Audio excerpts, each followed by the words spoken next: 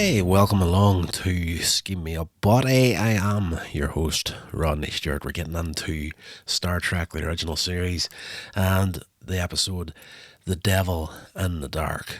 Great episode. If you haven't seen this one before, I would highly recommend you checking it out.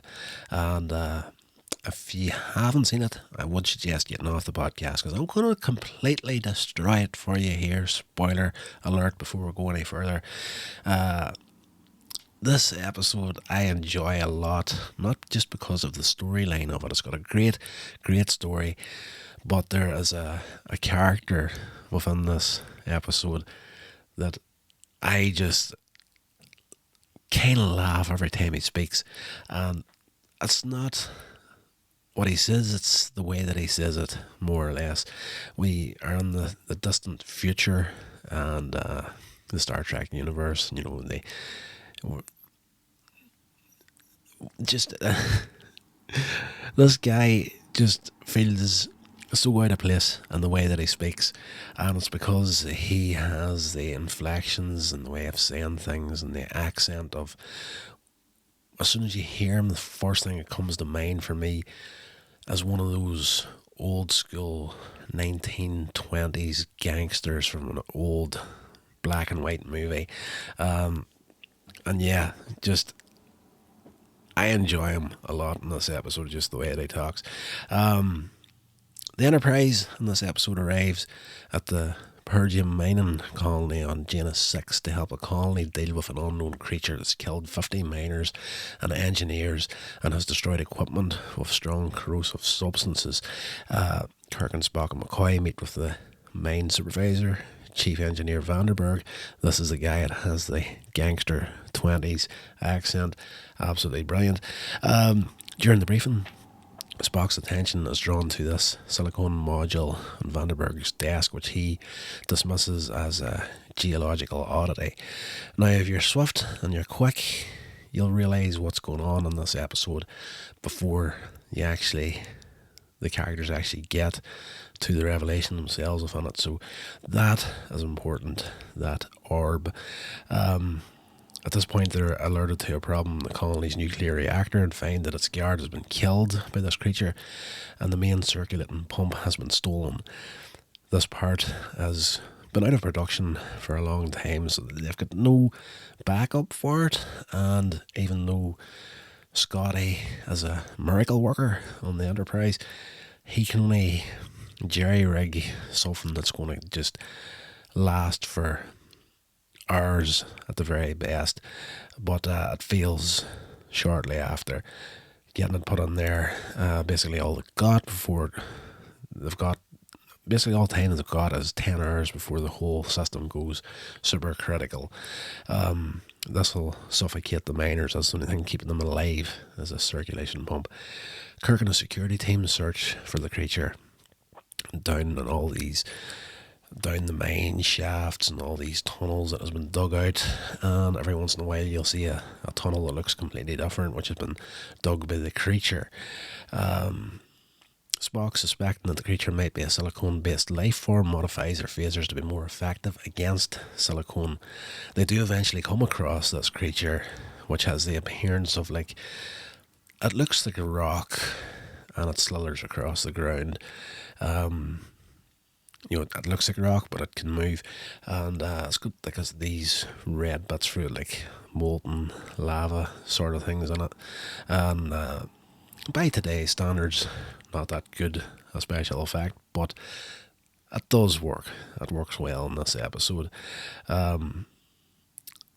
They fire upon it, of course. This breaks a part of the top of the creature off. The creature then flees by burrowing a hole through the rock wall.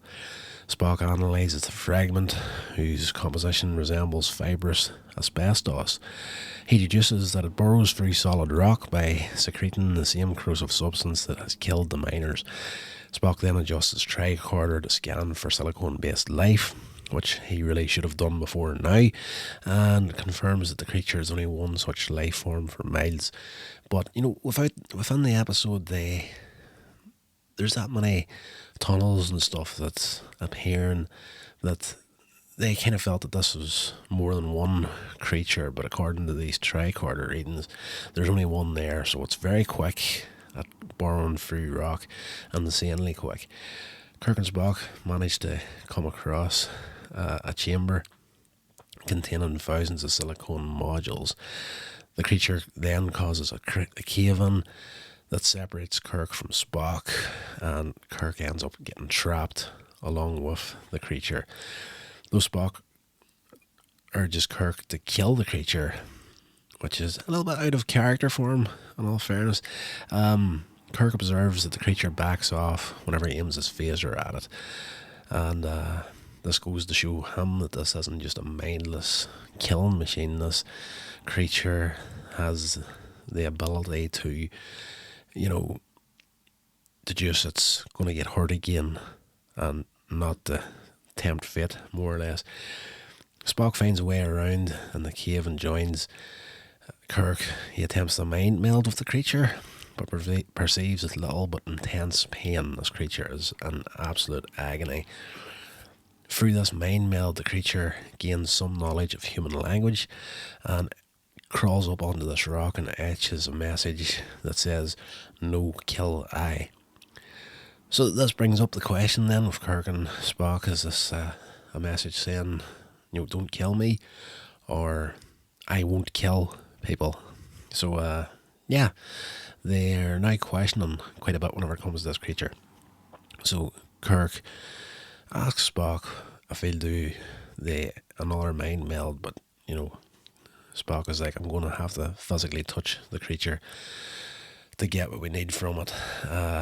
As he does establish this deeper mind meld, he learns that the creature is called a Horta, and its species dies out completely every 50,000 years, except for one individual creature that remains alive to protect the eggs, which are the silicone modules, of course. As I said earlier on, if you're quick, you'll make that connection before they actually get it in the episode.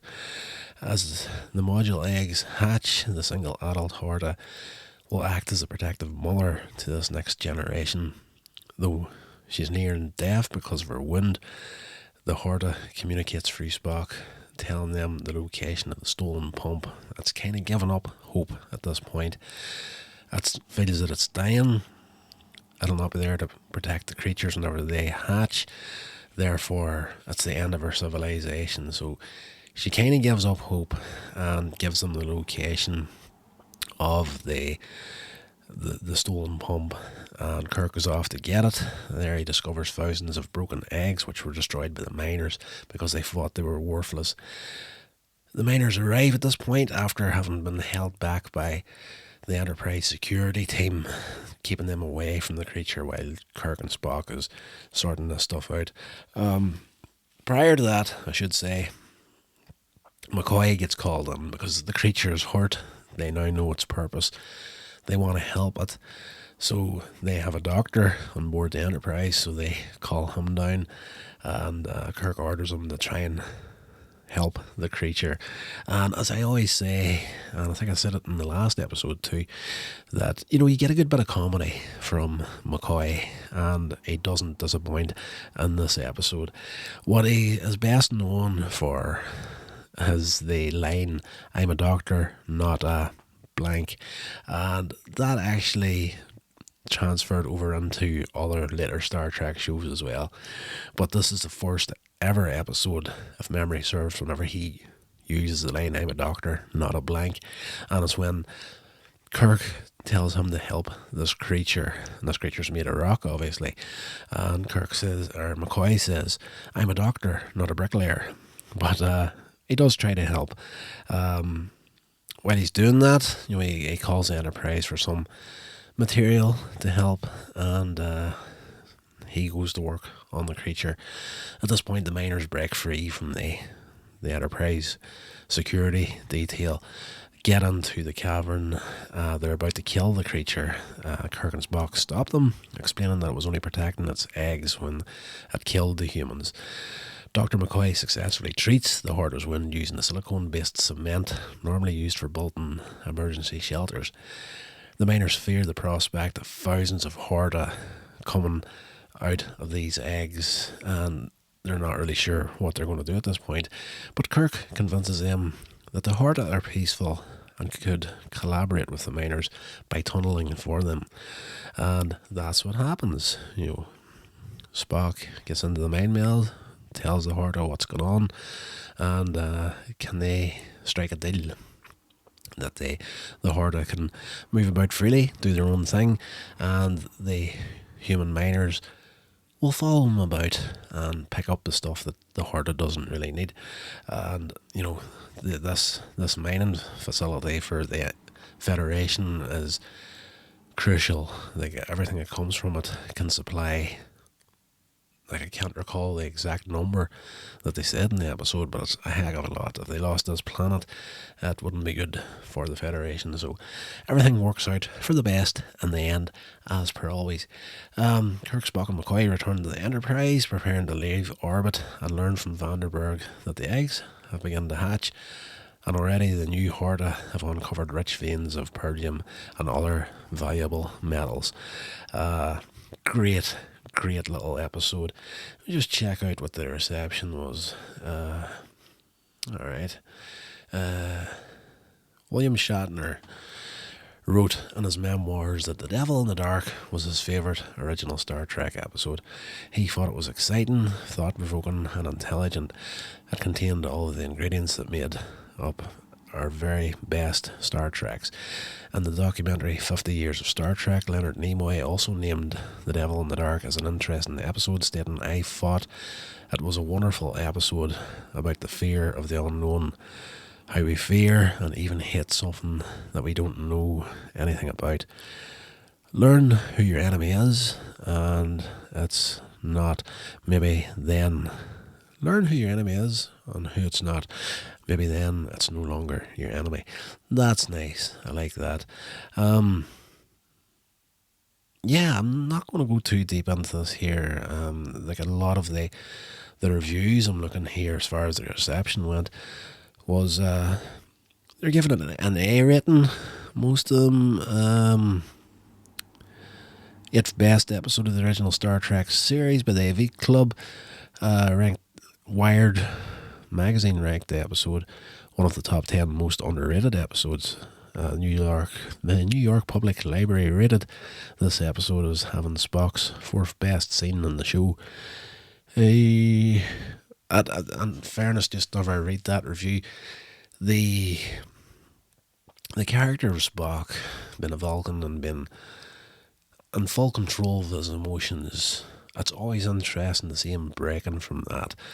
And you do get it in a big bad way in this episode. Whenever he's in the mind meld of the creature, whenever he's actually has his hands on the creature, and he is verbalizing what the creature feels and its emotions and whatnot. Very, very good. And there is tears coming from Spock, and that is very, very good in that part of the episode. I really should have said that myself without having to look through this critical response for the episode. Business Insider in 2017 ranked The Devil in the Dark the 4th best episode of the original series. Yeah, classic episode. It's very difficult, in all fairness, for you to be sitting down to watch a TV show and there's no weak episodes, no bad episodes of it. Like, it's something that I don't see a lot these days. Most of the new stuff I'm watching, it feels like, at a certain point they're trying to fill space just to get a show to last 10, 15 episodes, whatever it might be. Even some of those short series, about 6 episodes, there's not enough story to maintain the series. And the downside to a lot of the new stuff these days is they've got one storyline that runs throughout the full 6, 10 episodes, whatever. Really, for me, a lot of the shows I've been watching, there's really only enough story there for about 2, maybe 3 hours. So there's a lot of stuff that's just knocking about within shows these days that you're sitting there watching, like, why the hell are they wasting their time on this shit? But you didn't get that with these old shows. And the more you watch old shows, the more you'll start to realise that some episodes that you're watching in one series will have been like reworked from something that was previously done in another series to work for the current series you're watching, if you get my meaning. But never a dull moment, never a downside to the original series anyway, for my money. Like, I may eat those words in the process of this podcast, because a lot of Star Trek, like as I say, I grew up watching it as a kid, but at this point of actually recording the show here now, I've probably gone 10, 15 years without actually having seen the entirety of the series, and I'm sure there's a few episodes here and there that I've not seen. I do know for a fact the animated series, the 60s animated series, was that even in the 60s? It might have been. Well, the animated series of Star Trek with Kirk and Spock and McCoy and the whole 9 yards, essentially the fourth season of Star Trek, I have got very, very few memories of that. So we'll see moving forward. But at this point in the run of podcasts here for Star Trek, I have enjoyed each episode as much as the next one. It's a great show, and it's well seen that it has stood the test of time, and it's a show I will probably, no probably about it, like I'm going to revisit the original series of Star Trek on and off until my dying day. That's how much I enjoy it. So that's going to do it for this episode. I've chattered on here quite a bit, and yeah, I'm going to shoot off now, get a little bit of sleep. I don't know if you can hear it in my voice, but I'm actually fighting a bit of a flu right now, and I'm very stuffed up in the nostrils at the moment. But yeah, I'm going to go get a lemsip on me, get my ass on the bed, and sweat this flu out of me. So if you're enjoying the show, please feel free to let me know in the comments below if you've come across it on YouTube. If you're listening to the audio podcast, probably the best way to get in contact with the show directly is through the email sceammeupbotty@gmail.com, and please rate, review the show, share it along, do all good social media stuff, and do me the favour of checking out coinsagemedia.com for everything else that I'm doing. That's going to do it, guys. Until the next episode, stay safe, and I will talk to you all then. This has been a production of Coinsage Media. Thank you so much for listening.